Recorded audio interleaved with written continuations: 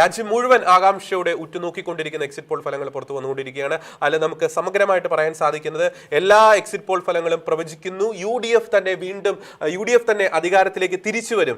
LDF വീണ്ടും അധികാരത്തിലേക്ക് എത്തുകയില്ല, UDF അധികാരത്തിലേക്ക് തിരിച്ചു വരും, BJP അക്കൗണ്ട് തുറക്കും എന്നാണ് എല്ലാ എക്സിറ്റ് പോൾ ഫലങ്ങളും പ്രവചിക്കുന്നത്. പക്ഷേ ശ്രദ്ധേയമായിട്ടുള്ള ഒരു കാര്യം എന്ന് പറയുന്നത് എല്ലാ ഏജൻസികളും പ്രവചിക്കുന്ന ആ ഒരു സീറ്റ് ടാലി എന്ന് പറയുന്നത്, ആ സ്കോർ ബോർഡ് എന്ന് പറയുന്നത്, അത് തമ്മിൽ വലിയ രീതിയിലുള്ള ഒരു അന്തരം അവിടെ സംഭവിക്കുന്നില്ല എന്നതാണ് പ്രധാനപ്പെട്ട ഒരു കാര്യം. അപ്പോൾ ഒരു തരംഗ സ്വഭാവത്തോടു കൂടിയുള്ള ഒരു മുന്നേറ്റം എക്സിറ്റ് പോൾ ഫലങ്ങൾ പ്രവചിക്കുന്നില്ല. ഒരു 3 അക്കത്തിലേക്ക് ഒരു സീറ്റ് ടാലി കടക്കുമെന്ന് ഒരു എക്സിറ്റ് പോളും പ്രവചിക്കുന്നില്ല. പക്ഷേ UDF അധികാരത്തിൽ വരുമെന്ന് എക്സിറ്റ് പോൾ ഫലങ്ങൾ പ്രവചിക്കുന്നു. ബംഗാളിൽ BJP മുന്നേറ്റം പ്രവചിക്കുന്നു. തമിഴ്നാട്ടിൽ വിജയവുമായി സ്റ്റാലിൻ വീണ്ടും അധികാരത്തിലേക്ക് വരും, വീണ്ടും അധികാരത്തിലേക്ക് തുടർഭരണം പ്രവചിക്കുന്നു. ആസാമിൽ BJP മുന്നേറ്റം പ്രവചിക്കുന്നു.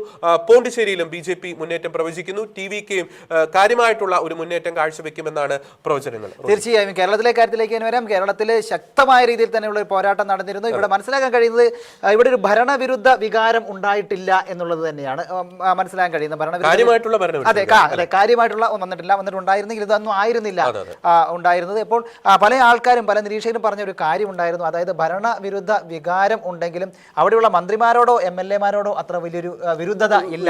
അതൊക്കെ വോട്ടായി മാറാനുള്ള സാധ്യത ഉണ്ട് എന്നുള്ളതാണ്.